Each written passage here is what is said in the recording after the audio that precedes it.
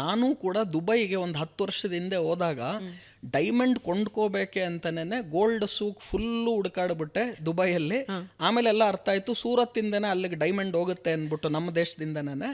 ಆಮೇಲೆ ಡೈಮಂಡ್ ಅಲ್ಲಿ ನಿಮಗೆ ನಾರ್ಮಲಿ ಏನಾಗುತ್ತೆ, ಗೋಲ್ಡು, ಸಿಲ್ವರು, ಡೈಮಂಡು ಇದೆಲ್ಲವೂ ಕೂಡ ಅಲ್ಲಿ ಟ್ಯಾಕ್ಸಸ್ ಅಥವಾ ಡ್ಯೂಟಿ ಫ್ರೀ ನಿಮಗೆ ಅಲ್ಲಿ ಸಿಗೋದ್ರಿಂದ ಇಲ್ಲಿಗೆ ಕಂಪೇರ್ ಮಾಡಿದ್ರೆ ಅಲ್ಲಿ ಕಡಿಮೆ, ಜೊತೆಗೆ ವೇಸ್ಟೇಜು, ಮೇಕಿಂಗ್ ಚಾರ್ಜಸ್ಸು ಅದು ಕೂಡ ಕಡಿಮೆ. ಹಾಗಾಗಿ ನೀವು ಅಡ್ವರ್ಟೈಸ್ಮೆಂಟ್ಗಳಲ್ಲಿ ನೋಡಿರ್ತೀರಾ, ದುಬೈ ರೇಟಲ್ಲಿ ಚಿನ್ನವನ್ನು ನಾವು ಭಾರತದಲ್ಲೇ ಕೊಡ್ತೀವಿ ನಿಮಗೆ ಅಂದರೆ ಅವರು ವೇಸ್ಟೇಜ್, ಮೇಕಿಂಗ್ ಚಾರ್ಜಸ್ ಕಡಿಮೆ ಮಾಡ್ತಾ ಇದ್ದಾರೆ ಅನ್ನೋದನ್ನು ನೀವು ತಿಳ್ಕೊಬೇಕು.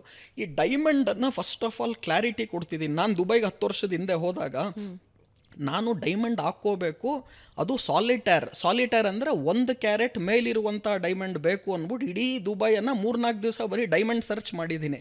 ಸೊ ನಾನು ಒಂದು ಡೈಮಂಡ್ ಇವಾಗ ನನ್ನ ಕೈಯಲ್ಲಿ ಏನು ಹಾಕ್ಕೊಂಡಿದ್ದೀನಿ. ಸೊ ಇದು ನಮಗೊಂದು ನಂಬಿಕೆ, ನಾವು ಡೈಮಂಡ್ ಥರ ಇರಬೇಕು ಇಡೀ ಇದರಲ್ಲಿ ನಮ್ಮ ಜೀವನದಲ್ಲಿ ಅಂದರೆ ಒಂದು ಡೈಮಂಡ್ ಹಾಕೋಬೇಕು ಅಂತ.